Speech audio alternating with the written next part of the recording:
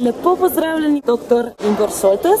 Včeraj ste organizirali tukaj na celjskem sejmu Altermed posvet o potencialu konoplje za industrijsko rabo. Pa me zanima, kako ocenjujete situacijo v Sloveniji? Kar se tiče industrijske konoplje, je zadeva boljša, kot je bila pred časom. Mislim, da se odpira več možnosti za na nek način ne samo za sajenje in obdelavo, predelavo, ampak tudi za izdelavo izdelkov in plasiranje na sam trg. Včeraj smo lahko slišali ogromno tako teoretičnih kot praktičnih primerov uporabe konoplje. Hkrati tudi z opozorili, da pa še vedno bi lahko pristojna ministrstva naredila vseeno korak še več pri uporabi te industrijske konoplje, zlasti glede teh sejalnih površin, zlasti glede tudi vsebnosti najvišje dovoljenega THC-ja, ker, kot se opozarjajo tisti, ki se praktično ukvarjajo s konopljo, seveda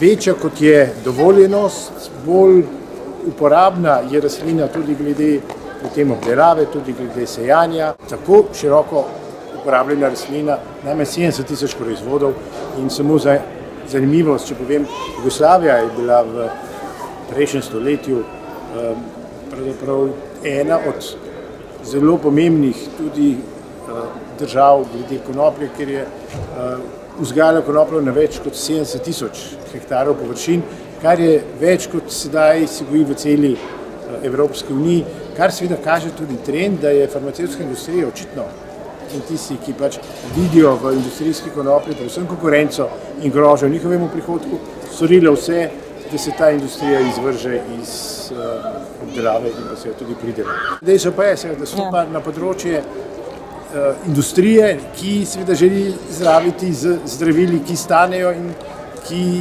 spadajo v neke vrste monopolne ali pa kartelne roke te farmacevtske industrije, ki bo storili vse, tudi pri nas seveda, da bo pot do bolj odprte uporabe tako imenovane tudi medicinske konoplje težka. Ta nek status quo se vzdržuje že zelo dolgo časa. Kaj je vzrok temu?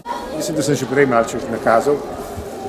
Nekako se zdi, kot da bi nekako zelo sinusno krivulji ali po rešitvi tega problema. Včasih se zdi, da se tudi medicinska stroka nekako postavi na stran zagovornikov tega, pa potem nekako težko pride predvsem skozi, se mi zdi, Ministrstvo za zdravje, ker mislim, da je Ministrstvo za kmetijstvo vsaj v tistem svojem delu pokazalo več odprtosti za to vprašanje.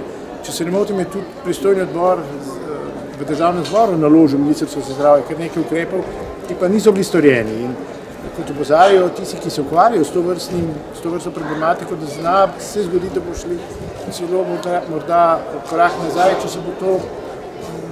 če bo seveda tudi dostopnost in uporaba tega zelo, zelo omejena. In to so stvari, na katere po moje ni treba gledati strahom, ampak predvsem za sodelovanje. Že smo izpostavljali problematiko, da pravzaprav nekaj uradnikov na Ministrstvu za zdravje blokira neko spremembo, nek napredek. Kako je to mogoče, da kljub ugovorov toliko inštitucij, toliko pripomb, kot so prijeli iz vseh možnih strani, ne upoštevajo sklepov odbora za zdravstvo? Kako je to sploh mogoče? To je nedopustno, glede na to, da imamo tudi v ustavi zapisano načelo delitve oblasti in da se ve, da kakšni so načeloma odnosi in razmerja med parlamentom in vlado. Se pravi, ve se, kdo je zakonodajalec in kdo je izvrševalec. In mislim, da take prakse ne bi smelo biti, pa ne glede na katero področje gre, preprosto pač ministrstvo mora upoštevati tisto, kar mu naloži pristojni odbor državnega zbora in dati ustrezna pojasnila glede rokov, izvrševanja in pa seveda razlogov, če tega seveda ne želi, ne zmore ali noče izpolniti. Pa so predvidene kakšne sankcije, ukolikor se to ne zgodi? Predvsem politične in pa seveda vprašanje osebnih odgovornosti. Najlepša hvala.